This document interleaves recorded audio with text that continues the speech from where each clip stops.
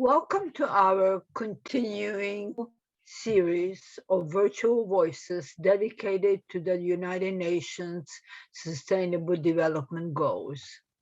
Our speaker today is Ms. Clare Menozzi, who is the Population Affairs Officer in the International Migration and Urbanization section of the Population Division of the Department of Economic and Social Affairs in the United Nations. She joined the Population Division in 2004 and has been involved in the preparations of numerous reports and data sets related to population and development and international migration. Ms. Menozzi has also worked extensively on documenting international migration policies and recently participated in the development of the Sustainable Development Indicator 10.7.2 on the number of countries with migration policies that facilitate orderly, safe, regular, and responsible migration and mobility of people. Over to you, Ms. Menozzi. So in my presentation today, I'm going to focus on a very recent report that was prepared by my division, the Population Division, and it focuses on population growth and sustainable development. The report has three main sections, and I'm going to talk through some of the key findings of these sections, and I'm going to focus on some of the graphs that are in the report that illustrate some of these points.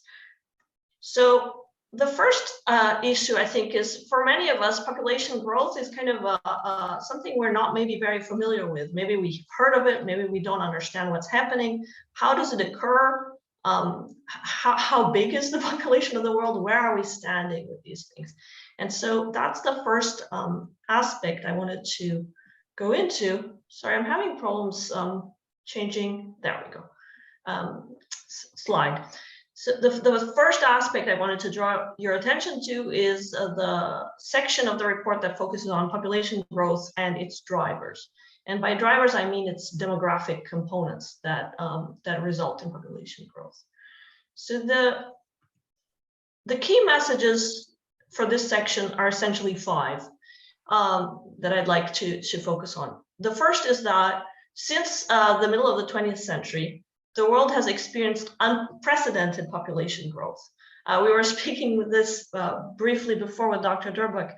For most of history, the population of the world has stayed pretty stable. And in the last 60 years or so, there's been a really rapid increase in the size of the world's population.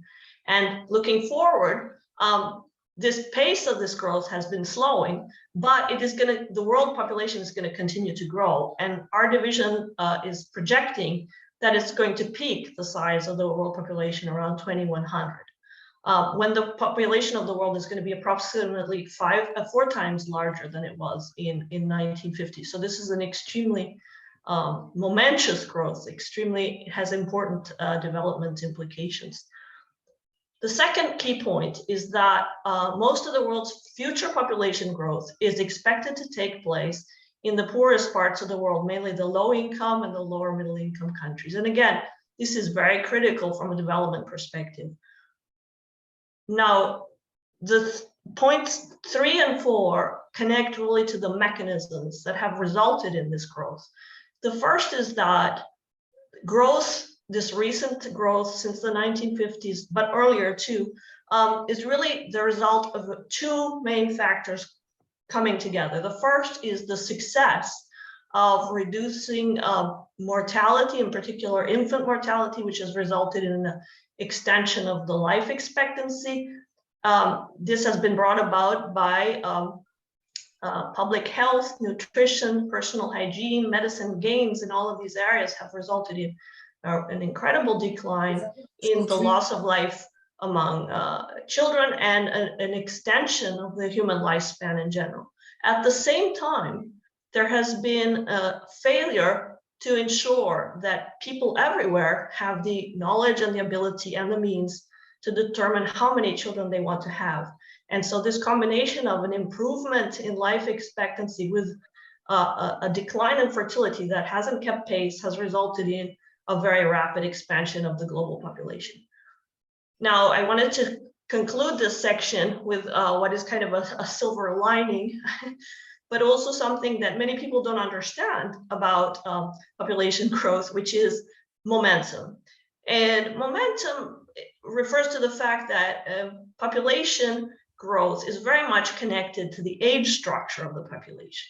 And so even if we're able to reduce fertility very rapidly to replacement levels so that the population is stable, every generation replaces itself, because of the age structure of the population will continue to grow. And I will go into that a bit more in detail in the slides. But that means that it's very unlikely that in the short term, so in the next 20, 30, 40 years, we'll be able to see a faster, a slower increase in the size of the population than what's already built in because of this momentum. And if you think of it, it's kind of like a train or a car where it's moving quickly. And to stop it from moving quickly, it takes some time. And that is basically determined by the age structure of the population. So going to the next slide, this is, I think, a very interesting slide. See, these are going to be the graphs that sort of go into some of the details of the points that I illustrated above. So this first one shows two different variables on different axes, which have different levels too. So I will explain it.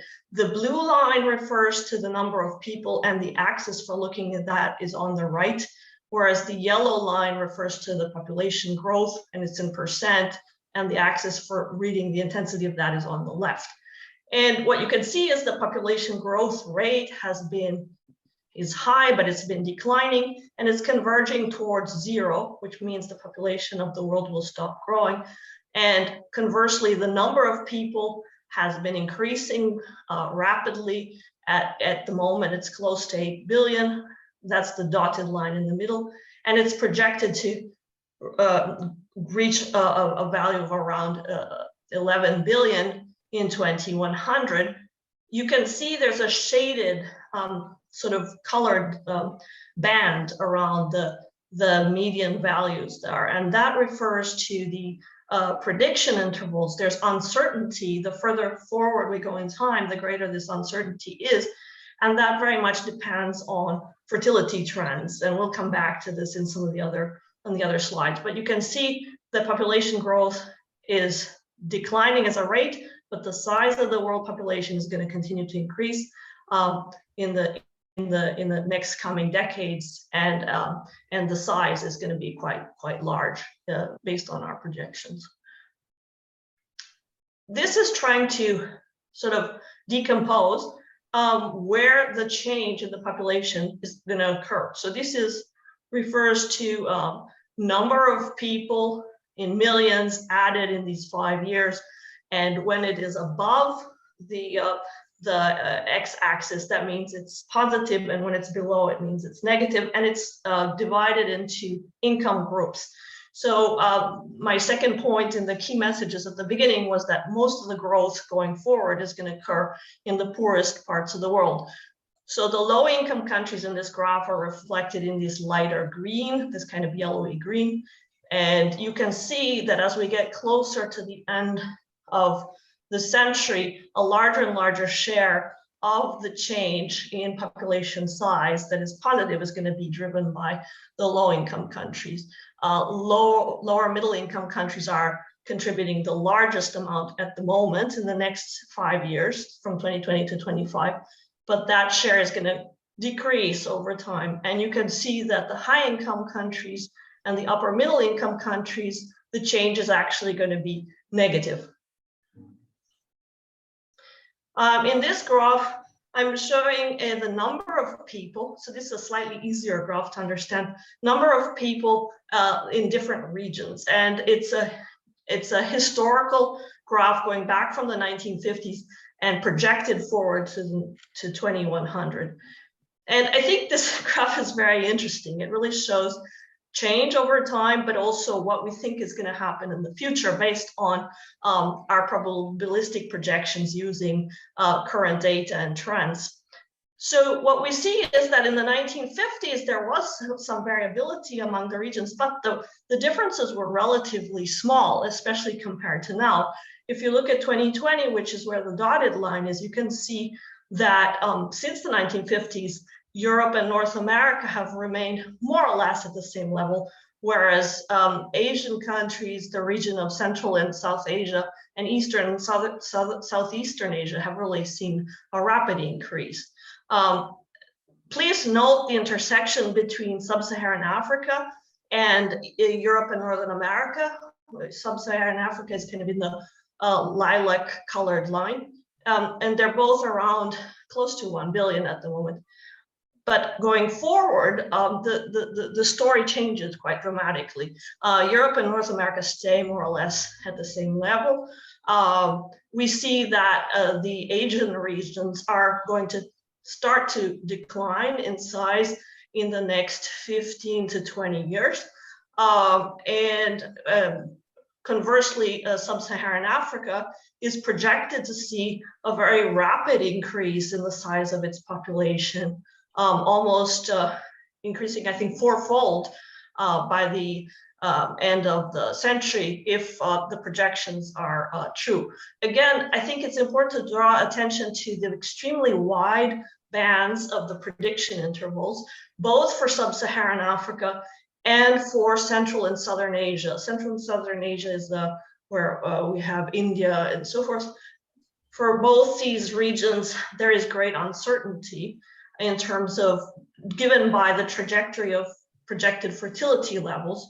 And we don't completely know yet, but there is a possibility that the levels might be even higher. And for Central and Southern Asia, there's the question mark of whether, at which point the decline will start to occur in terms of timing and so forth.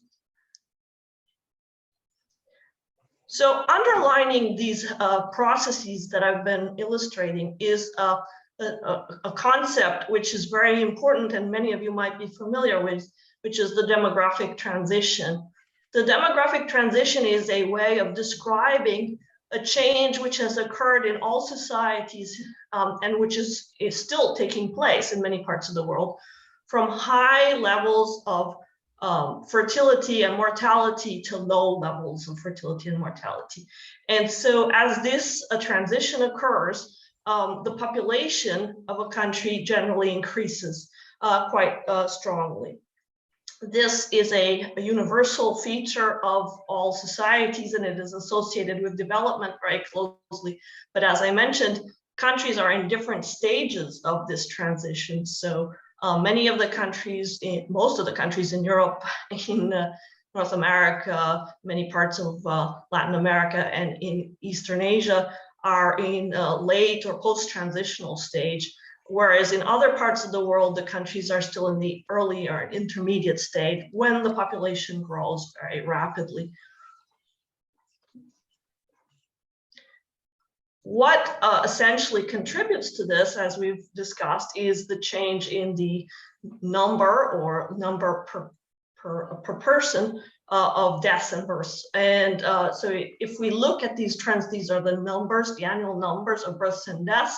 We can see that globally the number of births has been increasing and that it still exceeds the number of deaths worldwide.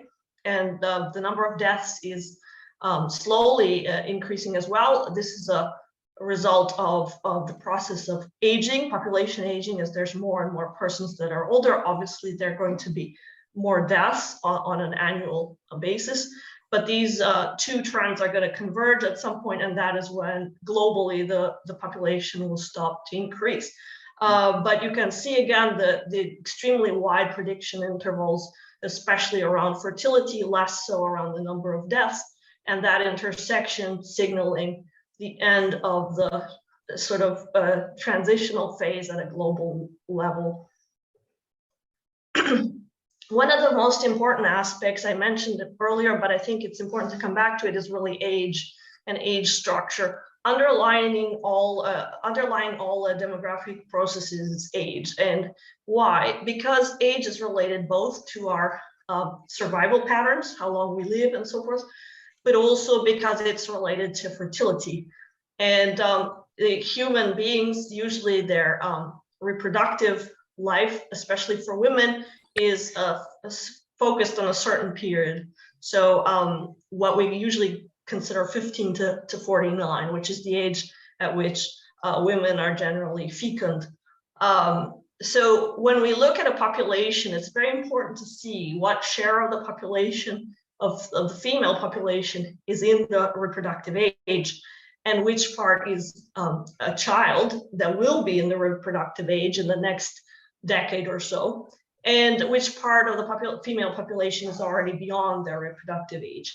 And if you look at this graph, it shows you for the world and for different regions, and there is a great diversity of this pattern. So for Sub-Saharan Africa, a vast share of the female population is either of reproductive age or soon will be. Whereas the opposite is true for Northern America, Australia, New Zealand, and many parts of Eastern Asia, where a relatively smaller share of the women in that population is of reproductive age or soon will be.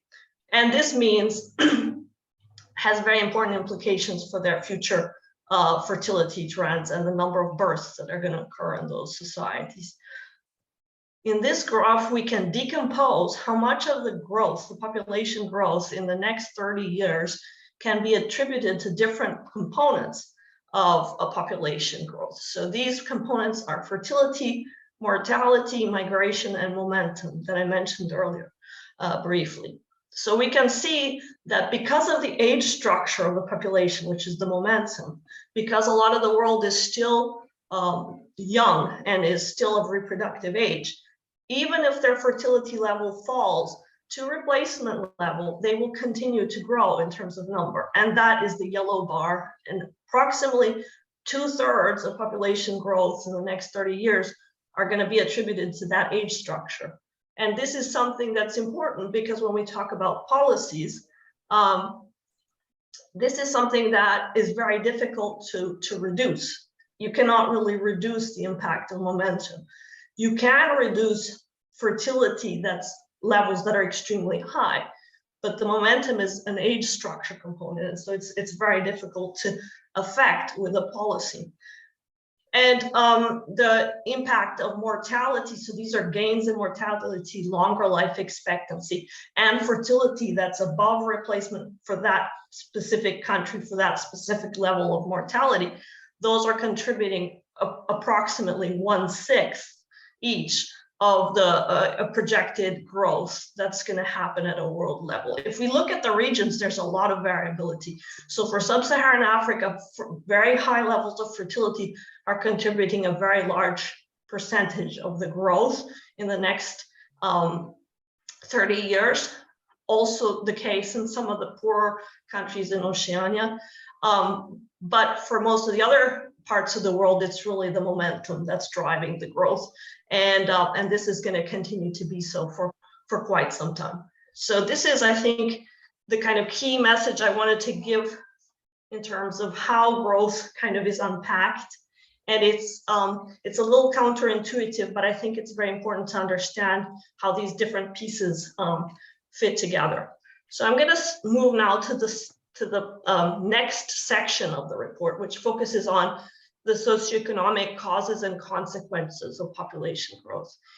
And I think for me, this is very important because it really connects to the SDGs, which I think is a very critical topic for your institution. So how population growth fuels a development or is an impediment to development and vice versa. And that's what I'm going to elaborate on a little bit more here. So again, I have 5 key messages I wanted to draw your attention to based on the findings of our report. The first is that population growth is both a cause and a consequence of slow progress in development. And rapid population growth can exacerbate the challenges of ensuring that future development is both sustainable and inclusive. Our second point is that achieving the SDGs, especially those related to health, education, and gender equality, can contribute to slowing population growth. Our third key message is that ensuring that individuals, and in particular women, have the ability to decide the number of children that they want to have and the timing of those births, when they happen, can really improve the well-being of those people and help break cycles of poverty and result in greater development. The fourth point is related to age structure, which is when fertility levels decline rapidly in a country, this can modify the population age structure, the ratio of people in different ages, and can create a time-bound window of opportunity for accelerated economic growth, which is called the demographic dividend, and I'll come back to that later. And lastly, investing in education and health and ensuring that people, especially young people, have opportunities to work, engage in full and productive employment, especially for women, can have extremely positive impacts on the development. And this is something, again, where the age structure and changes in the age structure that are related to fertility declines can help trigger.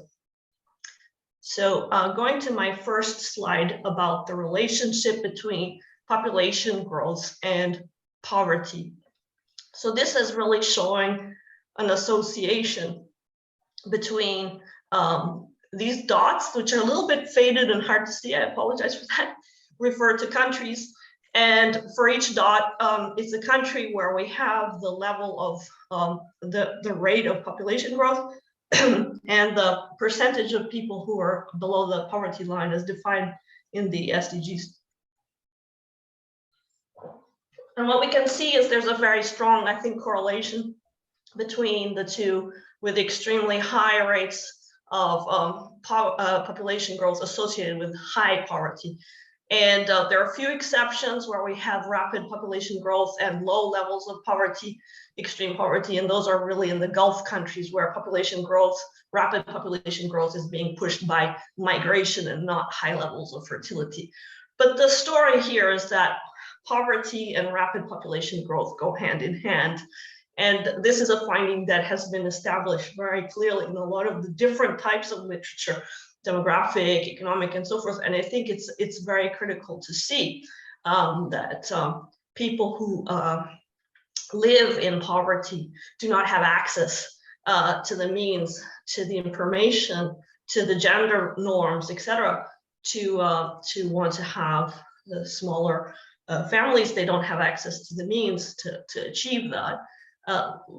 Vice versa, we also know that where population growth is really growing very rapidly, it's extremely hard for a society to make the investments that are necessary to increase the human capital of its population, to invest in the education, in health, in infrastructure, to make it easier for the population to get out of poverty. And so this is sort of a vicious trap where both at the country level and at the lower societal level, people are unable to move forward.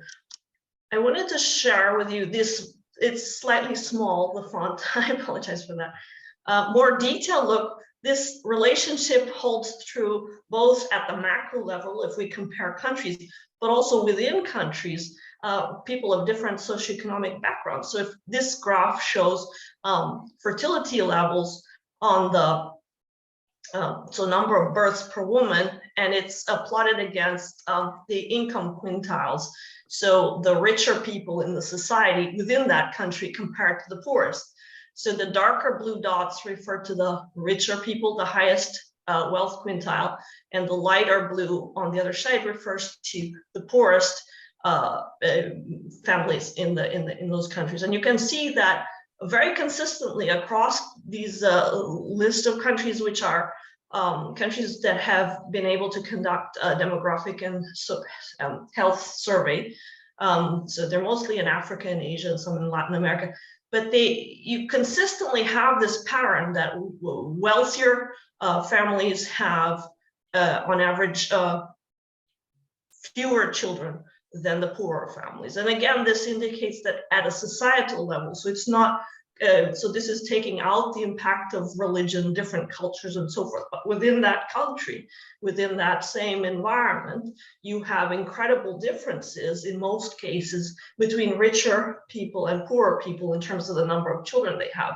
And this is not surprising, because having very large number of children, in this case 8, 6, and so forth, is often not something that those people want. It's something that occurs because they do not have access to family planning, because they are not able to make choices, because they enter into unions or marriages when they're very young, because they do not have access to school and other opportunities.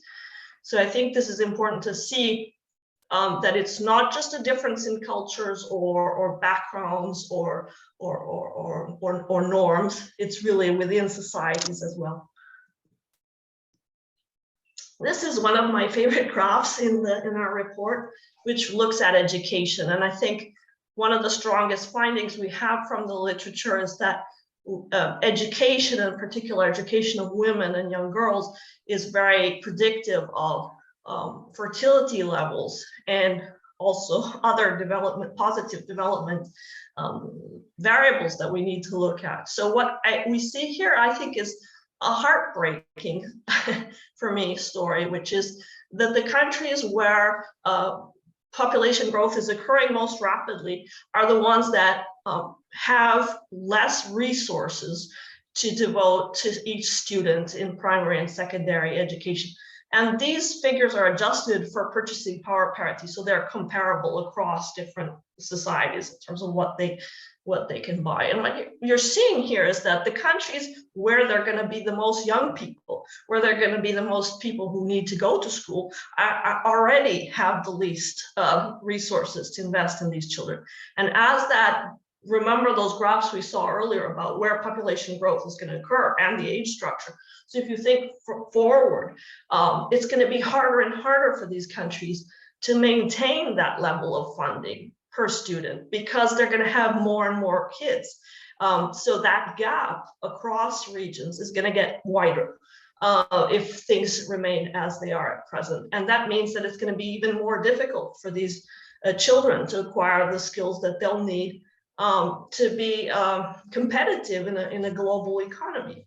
When we think about opportunities and forth, it will require, it's kind of like running to stand still, to have the resources necessary to increase that funding, to be on par with other regions.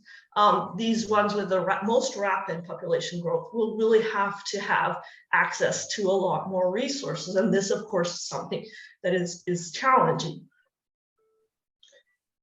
Why is education so important in terms of how it contributes to population growth?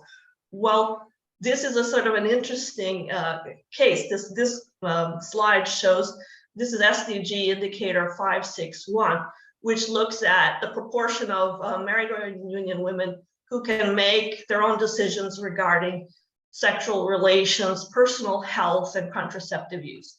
And the dots again this is the graphs within countries, and many of these are lower and lower middle income countries. And what we're graphing here is the level of education. So again, similar to what we saw earlier, what we see here is that women with secondary or tertiary education generally have greater say in their society in saying no to sex, in making decisions about their own healthcare, and making decisions about contraception. And so ensuring that education is available at the secondary level is very critical. And of course, if we're thinking about the gap in funding and so forth, this is problematic. But generally, having this higher education, having access to being able to stay in school longer, empowers women to make choices and to be able to make critical decisions for themselves about how many children they want to have. And this also has a beneficial impact on their children's health, their children's income, and their well-being in the long term. So it's very critical.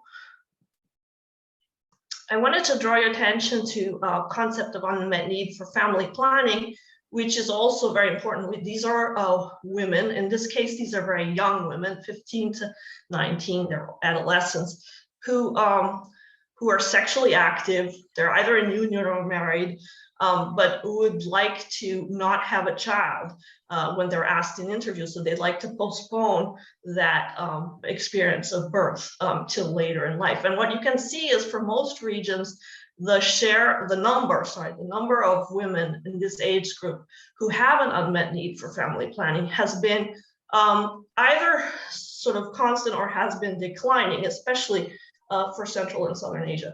But again, for Sub-Saharan Africa, we see a very different picture, which is a very rapid increase in the number of women who will have unmet need. And this is a projection going forward to 2030. Now, this is very concerning because these are very young women and adolescents. And so the fact that they have unmet need, meaning that they do not want to have that child, but they are being exposed to the risk of pregnancy at that age, is extremely worrisome from a development perspective, because we know that having children at a young age is extremely damaging to the gender equality, health, educational outcomes for women and societies. So this is something where clearly there's a need to step up the efforts to ensure that the mechanisms to ensure that these women have access to the family planning that they want to have access to. So that's very, very important. This is a similar graph to the one I showed on education, but it's focusing on access to essential healthcare services. And we see the same picture. This is telling the same story from a different angle, but now it's looking at, before it's looking at expenditure for access to education, basic education, and here it's access to health. And what we see again is that the countries with rapid population growth are the ones that have the lowest coverage of essential health care, and this includes reproductive health care. So again, we see that the countries where there are young people, large shares of women that need access to these things, they're the ones that have the lowest coverage of these essential healthcare services. So again, another area where there is a need to fill these gaps to ensure that these needs are met and that the populations in these countries have higher access to education, higher access to health, access to family planning, etc. The last slide in this section is about the demographic dividend, which I mentioned earlier. So as the population is very young and there's a large expenditure that needs to be made in increasing their human capital of these young people in terms of health, education, and access to productive employment and so forth. So when we think of a fertility decline within that society, this opens up an opportunity for what is called a demographic dividend.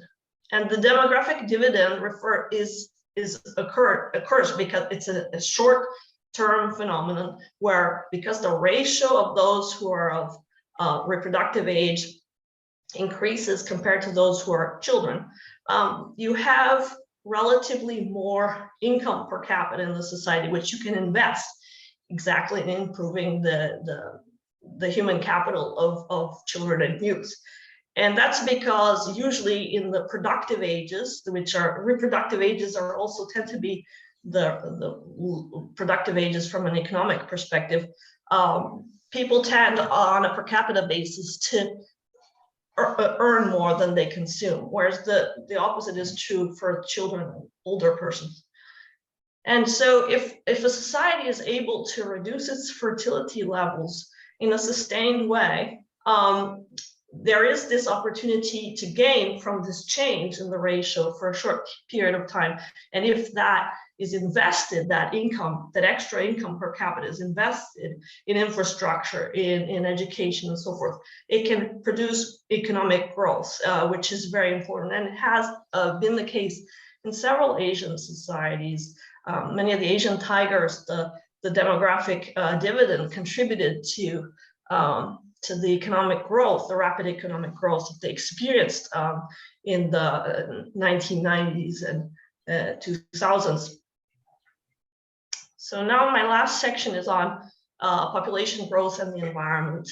And I think this is probably the most challenging section and also very interesting, because in the previous part, we focused on how connected development and population growth are, and how population growth, when it is excessively rapid and it's resulting from extremely high levels of fertility, can really stymie development. But here we have to sort of take a step back and look at population growth and how it connects to environmental degradation. And the story here is slightly different. So the key messages are again 5 for symmetry's purpose. And the first message is really that environmental damage often arises out of economic processes that lead to higher standards of living. And this is kind of an intuitive sentence that we have in there. It's elaborated a bit more in the report, but it makes sense. And I think this second message, though, is perhaps where there's a little bit more confusion. So population growth magnifies the environmental impact of harmful economic processes, yet rising per capita incomes have been more important than population growth in driving the increasing consumption of recent decades. So population growth does matter. It does amplify, but it is not the main driver, at least not based on what we've seen historically up to now.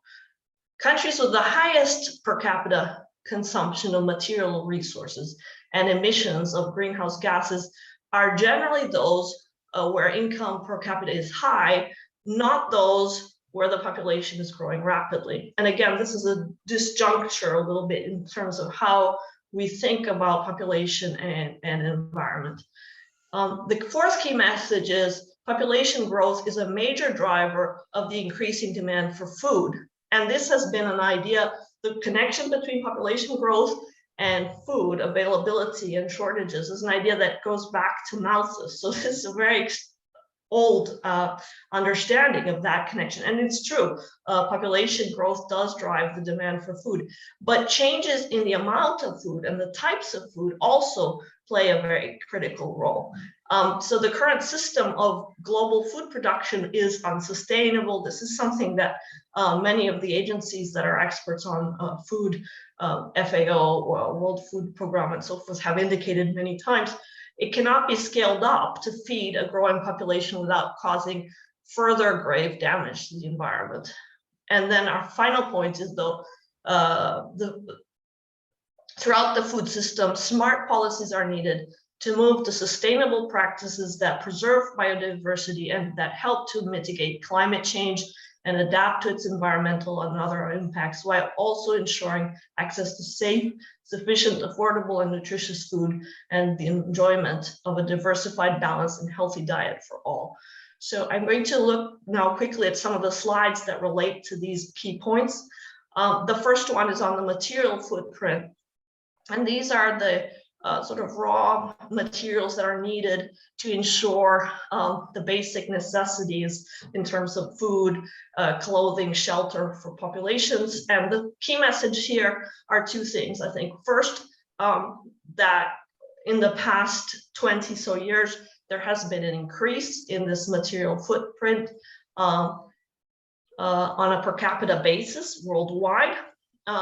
This increase has been extremely pronounced in the upper middle income countries, which is a sign of their rapid development. And the other thing I think one can notice quite clearly from the graph is the differences in levels. So how different the level is of high income compared to low income countries in particular. And this comes back to the relationship then to population growth. Because if we're thinking about where population growth is occurring, it's occurring where the material footprint per capita is lowest, and not in the high income countries, which have the highest material footprint. So this raises an issue of equity going forward in terms of taking the lead in reducing the negative impacts of consumption and green gas emissions and so forth. There's also an issue of equity in terms of development, which is if we think that as the 2030 agenda indicates that countries that are the low income and the lower middle income need to develop to ensure that the population has access to health and education and so forth. This necessarily will increase their material footprint. And so how do we counterbalance that in terms of both within those countries, but also at the global level? In this slide, this is a somewhat complex slide, so I'll go through it slowly.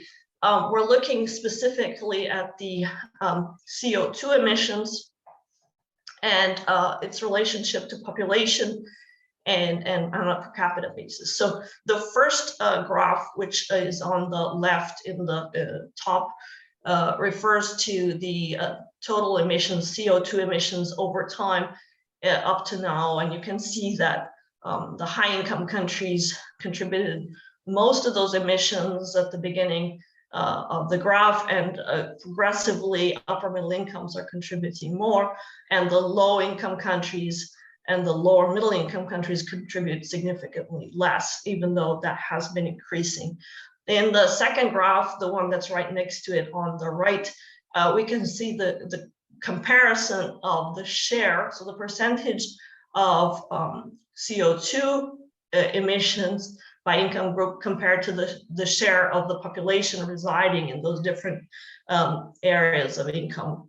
And you can see that the high income countries emit a lot more as a share than they host in terms of population of the world.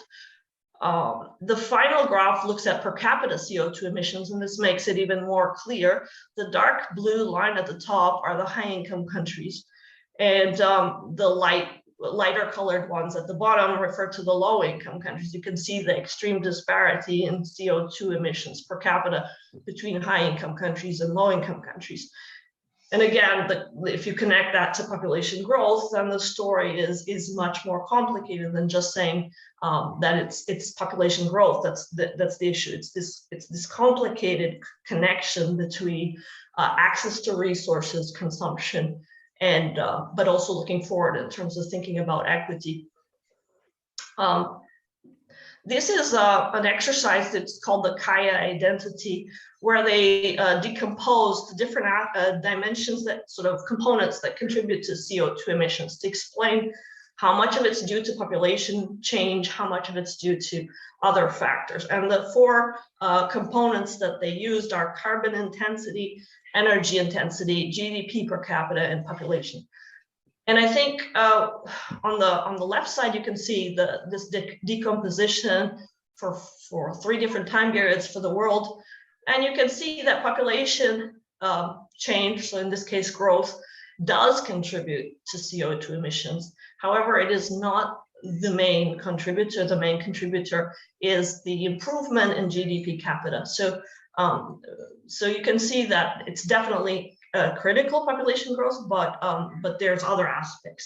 The below the zero, the negative, is because there have been improvements in energy intensity. So we've been getting better with technology at using energy more efficiently, and so that means we're offsetting some of the negative impact in terms of carbon emissions caused by population growth and increased economic well-being. We've also been improving a little bit, not as much as we should probably, on carbon intensity, which is meaning we're switching to more neutral carbon emitting types of energy. So moving away from, say, coal or coke and stuff towards natural gas or geothermal, all these types of energy that have a lower carbon emissions.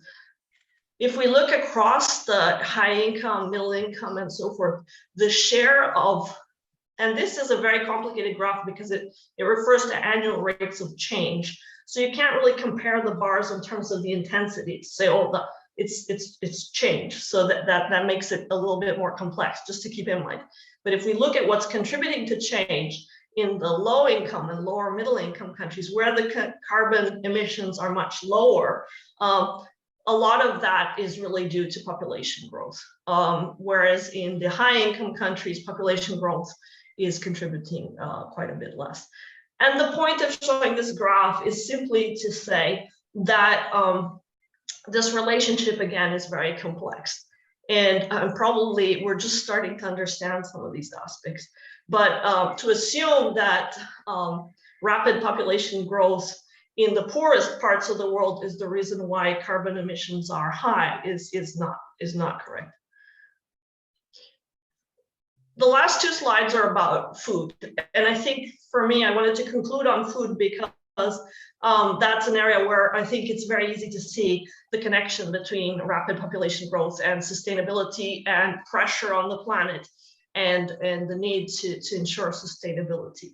But as I mentioned, it's not just the number of people, but it's what the people are eating, what they're eating. And when we look at the global warming potential of different foods, they're extremely different. So people who eat mostly vegetables, fruits, cereals, pulses, the impact in terms of CO2 emitted to produce that type of food is much lower than if we consume dairy or meat. So if we look at who's consuming what in different diets and so forth, the issue is that the Western diet, which is more heavy on meat, dairy, and so forth, is becoming more the desired diet of many parts of the world. And so the issue is, are the consumption patterns of these populations, which tended to have fewer of these products, going to move in that direction? And if so, what is going to be the environmental impact? And as I've said, several reports by FAO and World Food Program indicate that this would be an unsustainable path. And therefore, it is incumbent on all of us, but especially people living in countries where the consumption is very unsustainable in terms of food, to shift that pattern, to become more cautious and more environmentally focused in our food consumption choices. My last slide is about malnutrition and food insecurity. We know that the Earth produces enough food for everyone on the planet, but again, because of differences in diet, because of waste in food production and distribution, because of barriers and so forth, there are extreme differences in terms of access to food across the world. And there is, again, a very strong correlation between rapid population growth and having severe food insecurity around the world. So the countries that are poorer, again, the countries that are growing faster are the ones where they have a large share of their population that's at risk of moderate or severe food insecurity. And again, this is something that with COVID, which we know has impacted availability of food, agriculture, production, and so forth, the situation with Ukraine and the cost of grain and so forth, these are issues that are probably going to be amplified in terms of having access to food in the countries that are poorest and where the population is growing rapidly. And there's already been several agencies within the UN who voiced concern, grave concern about that in terms of the implications in the near future, but also going forward in terms of making sure that that populations have access to safe and nutritious food. So this is kind of a quick overview. The report is available online. I hope that you have a chance to take a look. It has some nice pictures and some nice graphs, and we're very happy to answer any of your questions and also share more details. Thank you very much. Well, thank you very, very much, Ms. Menozzi, for an extremely important presentation on the effect of the rapid population growth on the health and environment of the future world populations. We will now turn over to our host, Susie Halleck, who will be asking the questions for the remaining period of time. Thank you. Susie, over to you. Thank you, Dr. Durbach, and thank you, Menozzi, for the amazing presentation. The first question from our audience is, according to the latest figures, the birth rate in Nigeria could increase to 400 million, which is higher than the US population. How will this affect the country and the continent as a whole? Am I going to get multiple questions, or am I going to get one at a time? Just checking. One at a time. Okay. Yeah, so as we saw from the earlier slides, right? I'm going to go back to this one. Sorry. You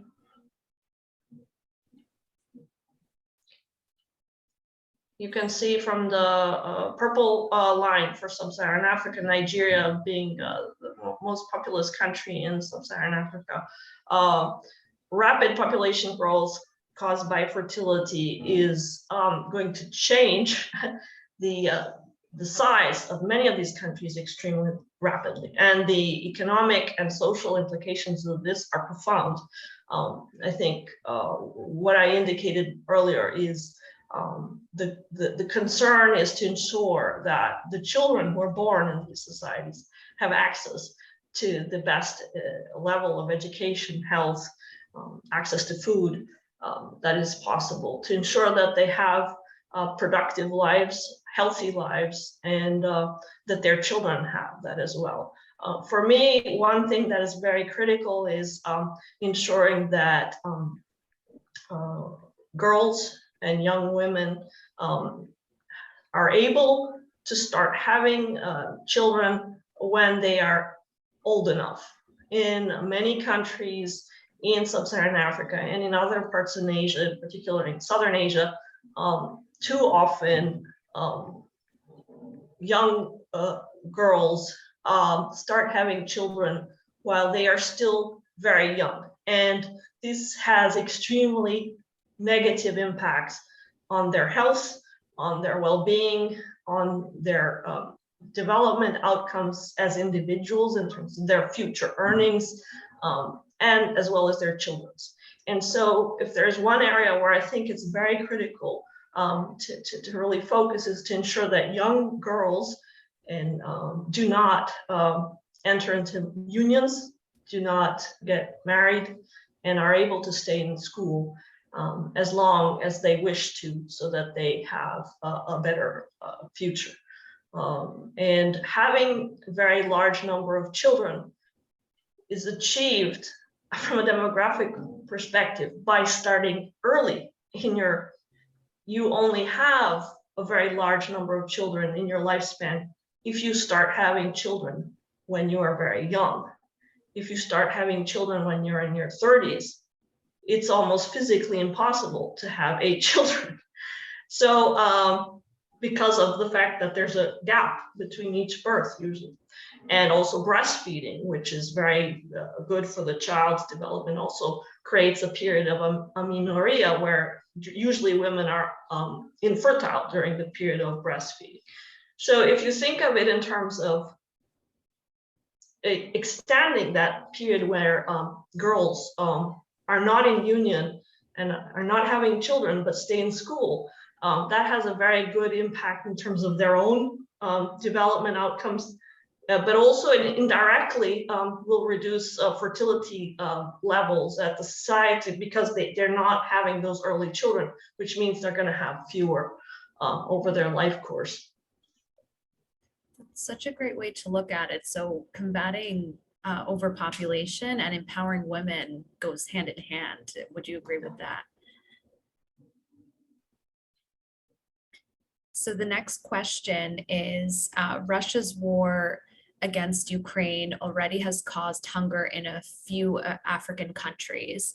How will this hunger affect the population in those countries in the long term, in your view?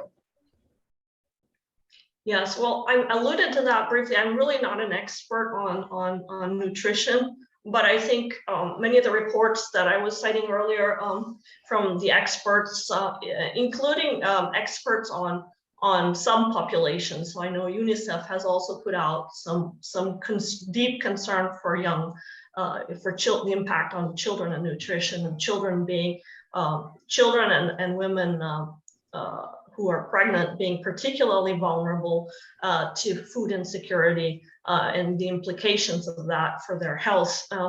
But I think there is grave concern. And as I said, the COVID pandemic had already, in some contexts, had a negative impact on agricultural productivity, and there was concern that it might have disrupted some of the supplies and so forth of basic foods in some areas of the world. There's also been some droughts in Africa that I think have had a strong impact on the production of some staple foods. And so there is grave concern, I think, in terms of the implications for the access to nutrition, and concern that some of the gains that had been made in the last decade or so in terms of addressing various forms of malnutrition among different population groups, including children, might be eroded. So this was even before the situation in Ukraine, when even just COVID, there was the concern that it might be eroding some of those gains. And so obviously now with the disruption to supply chains to one of the most important producers of wheat and grain in the world, this is clearly a very, very critical concern. In your opinion, how many more European countries can accept refugees from Ukraine? So that goes a little bit beyond the scope of my presentation, which is kind of global and on population growth. And I didn't talk about migration too much in the context of the presentation. Migration is an important dimension of population growth, and refugees are a subgroup of migrants, of international migrants. They're a group that doesn't have a choice, that are forced to leave their country because of violation of human rights, conflict, war, insecurity, and so forth. But if we look at, so taking a step back from this question, migration is a critical component of population growth at a country and regional level, not at a global level, because obviously if you move from one place, you're subtracted from that place and added to another. So globally, there's no change because of migration, but obviously at a country level or at a regional level, that's not the case. So as I mentioned briefly, the Gulf has grown very rapidly in the past 20 so years, the population, because of immigration from many other countries, mostly labor migration. So the United States also has a positive net migration from other parts of the world, including from Latin America, but also from Asia. These are people who come to the United States, they work in the country, they have children in the country, and with that they increase the size of the population, both directly bringing themselves, but also indirectly with their offspring. Going back to the question about the refugees in Europe, I think it's not a question, it's not a demographic question. It's a question of human rights and protection of dignity of human beings and lives. So the demographic aspect, I think, is kind of secondary. The population of Europe, as you can see from this graph, the brownish red line is not expected, based on our available data, to increase. It's stable. It's a very old population in many parts. I am from Italy, and my country is a fairly old population, and so migration tends to be seen as something from a demographic perspective that is beneficial, because it increases the share. Migrants tend to be young. Refugees are often even younger because they include a large share of children. So having an inflow of a young population, of a working age population, is often, from a development perspective, seen as something that in a demographic context is beneficial, because it increases the people of working age who ultimately contribute to the society in terms of their labor and their work, and benefit the society as a whole. I know from looking at various studies, and this is not specific to the Ukraine situation, but there is quite interesting literature on the economic contribution of refugees to host societies. And of course, there's a variability of situations. Refugees come from very many different parts of the world, so there are a lot of differences, but the case of the persons displaced across borders from Venezuela, which has been a very large number in the last 4 or 5 years, mostly to neighboring countries in the region. A lot of the countries have offered these persons who are, many of them are not recognized as refugees from an international legal perspective, but they're considered internationally displaced.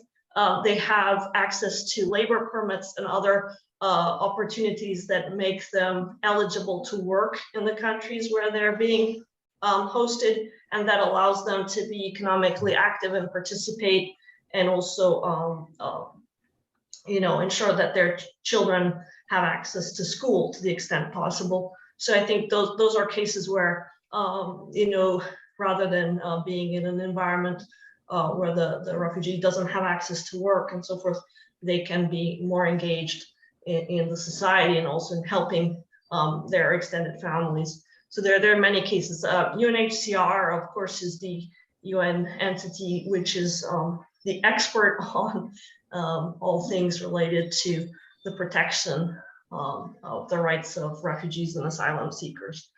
So they would probably have some more detailed information on that. And I know the numbers for the Ukraine in particular have been changing very rapidly.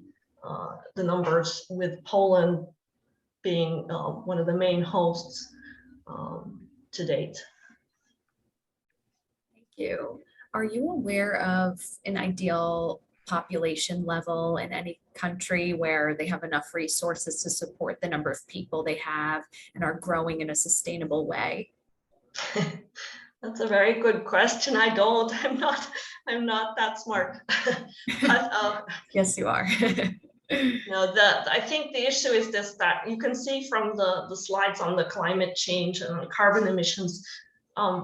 We are living in an interconnected world, right? And so I think obviously people do move, and international migration plays an important role. People can move from one country to another, but we have to think of it in a very interconnected way. And so if we're emitting CO2 in one part of the world, it's going to impact every other country. So we have to think of it in terms of not just population of a country or region, but global population, in my opinion. Obviously, the distribution of where that population lives is very critical because the resources are so different.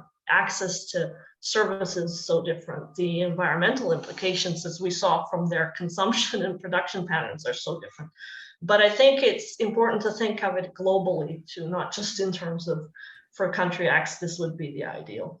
One thing I think a lot of countries are worried about, and I think that's the next topic of our big report, is going to be population aging. And so we're talking about the demographic transition, and once that transition has occurred and the population stops growing, what happens is you usually find yourself in a population that has a smaller family size on average, and that is older.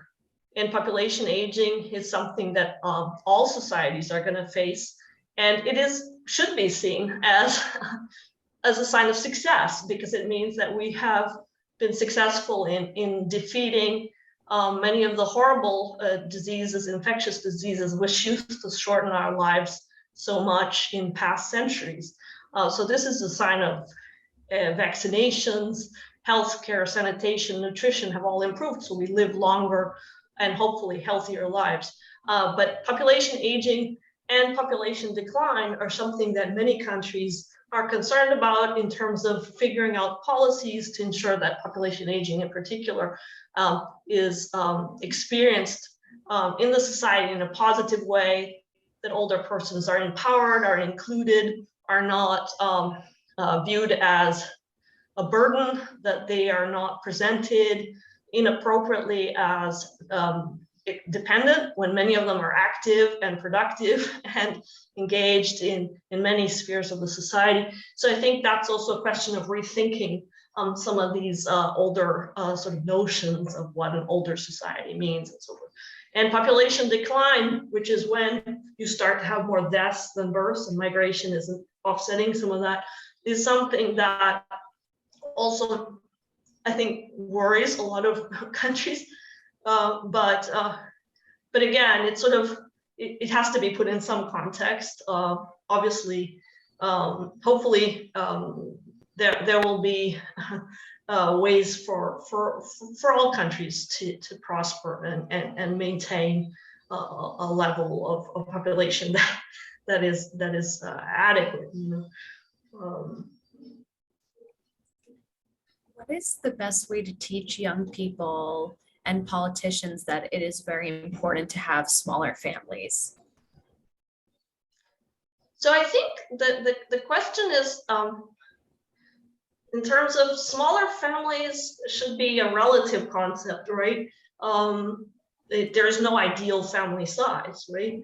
But I think the importance is to focus on ensuring that those children who are born into the family have, first, are wanted, and second, that they have access to a level of health, education, nutrition, which is consistent with a concept of human dignity and with a concept of rights that we all embrace. So I think that concept of dignity and rights as being intrinsic to is critical.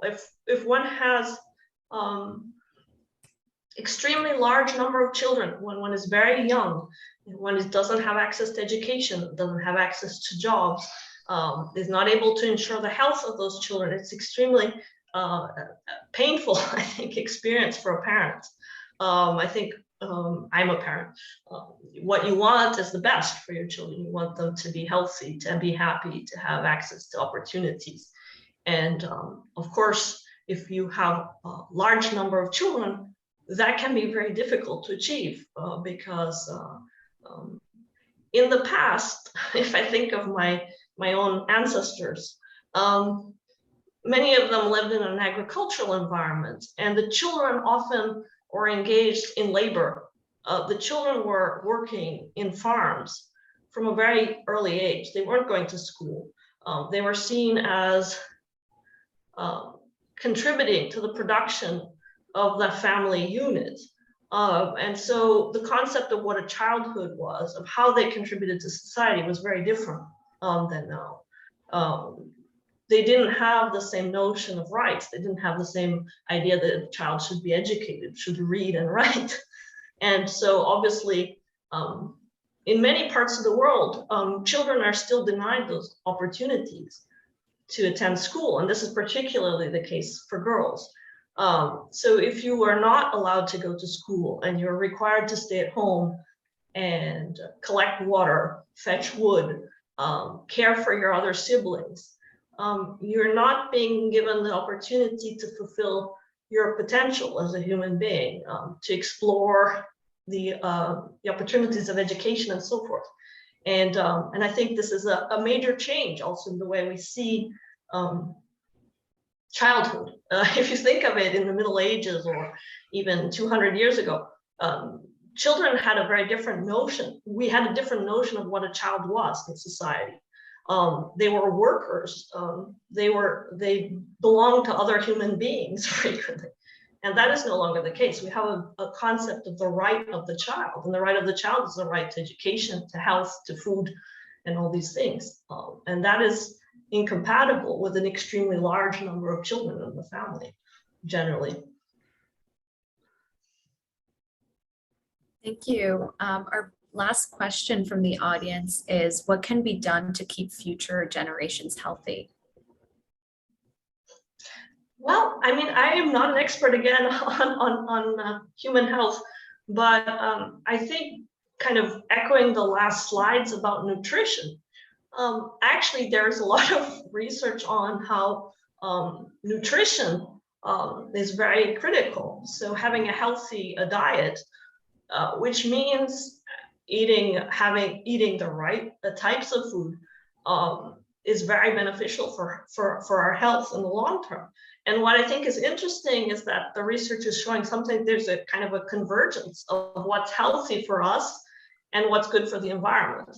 So if we eat a diet that's extremely heavy on red meat or dairy products and so forth, that is not necessarily the best diet for our health in the long run.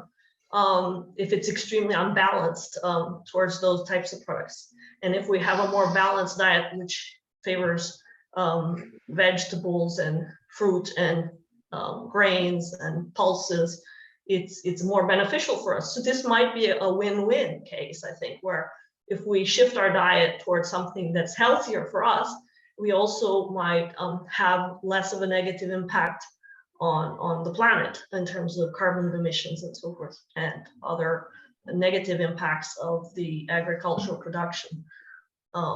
So that's my not very informed view on that. Thank you so much. That wraps up our Q&A. Back to you, Dr. Derback. Susie, you missed the question that I received, but you didn't. The question is, and I think it's an important question, how to promote the importance of not destroying our environment and natural resources, since in some countries, like Brazil, they don't seem to understand the importance of not destroying the rainforests. That's a really good question. I think there are so many advocates who are really trying to underscore the importance of natural resources, right, for today, but also for the future. If we think about sustainability, it's all about ensuring that the future generations have the same opportunities, if not better opportunities than the ones our generation did, or the one before us. And so that means safeguarding those resources going forward.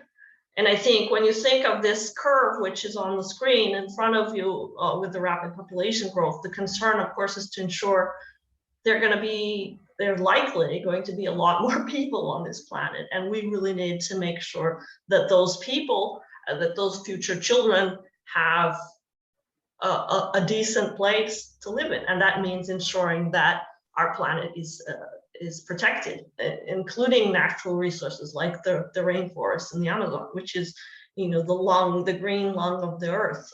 So, of course, there's a lot of pressure on these resources in terms of opportunities, livelihoods for farmers, ensuring that there's access to all this food. But we need to balance these. We cannot simply say that they're expendable, because they cannot be. If the damage is done, it's very hard to remedy the situation, especially in a relatively short time frame. So I think it's very critical to ensure that these resources, which belong to countries, they belong to the countries, but they're resources that benefit all people on the planet, that they receive the protection that they deserve. I completely agree, since this question has been asked since the Rio summit in 1992. And at that time, the Brazilian rainforest was pretty much intact. And since then, almost over 60% of it has been destroyed. So I concur that it is very important that the valuable environmental forests and valuable environmental areas that benefit all of the world should be maintained and preserved. So again, thank you very much for an extremely important presentation, and we definitely will publish it in as complete version as we can in our World Ecology Report. And Susie, thank you very much for hosting. And I wish you a very healthy and safe week. Thank you. Bye-bye. Thank you.